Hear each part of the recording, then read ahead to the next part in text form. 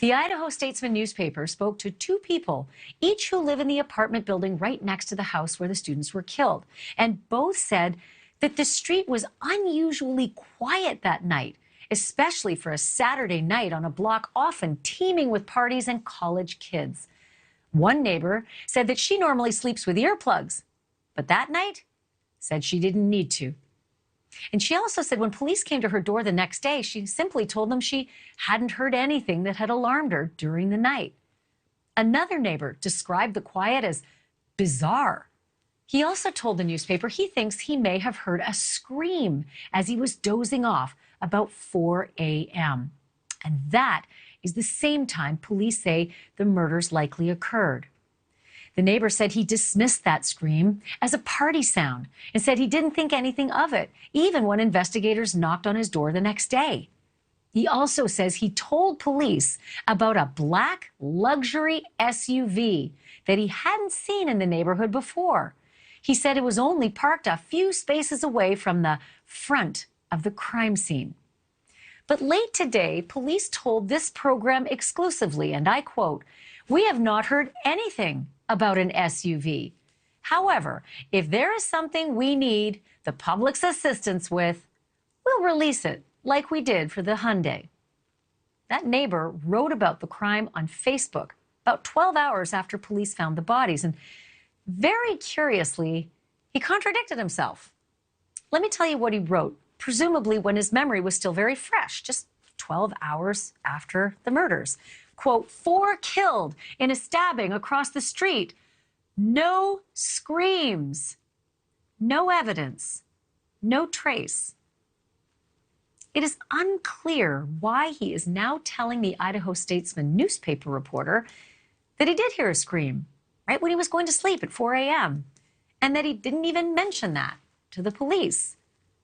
Perhaps now the police will re-interview him about what he says he heard and what he says he saw. And then there is this story of what another neighbor saw. Reports that that neighbor told the police that she saw the front door of the kids' home wide open about 8:30 a.m. on the morning of the murders.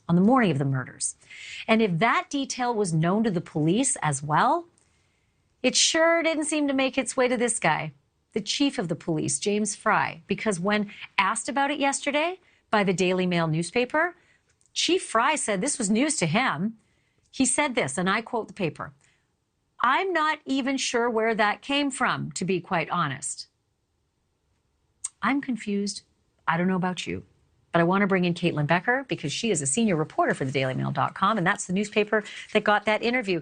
So, Caitlyn, I am not quite clear on how the chief of police couldn't have heard anything and seemed surprised by your newspapers even asking the question about the open door. Because if there's one detail that would stand out among many, it would be that the front door of the house where the murders happened was wide open just 4 hours or so after those kids were killed and multiple hours before anybody would wake up.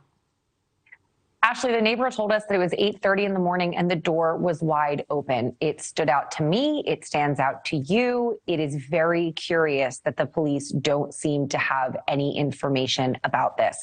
I don't know if that's because maybe some people are hesitant to talk to the police versus talking to a reporter, but the question remains now that we've reported it and it's out there, the police still don't seem to have commented on the fact that the door was wide open that very morning. And they've had multiple officers for 26 days. Just this scene last night, 5 more agents going in and out of that house. These were very unusual looking agents, though. They didn't have any evidence bags. They went in, they went out, didn't take any notes as they were walking through the house. We could see that through the window. They certainly appeared to be FBI, maybe on a go-see to get familiarized for the first time because they've added new FBI agents to this case, but they wouldn't answer our questions either as they walked by and kind of hid their faces, which was unusual as well.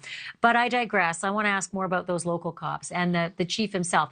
We have been begging to get the police in an interview so that we could ask some of these questions for clarity, not even to give us, I'd like information about the case, but just to get clarity on their messaging. And they refuse. They've just flat out refused to do any interviewing with me particularly and many of our reporters and producers. Thank you for watching. Go to newsnationnow.com to find NewsNation on your television provider. And don't forget to click the red subscribe button below to get more of NewsNation's fact-driven, unbiased coverage.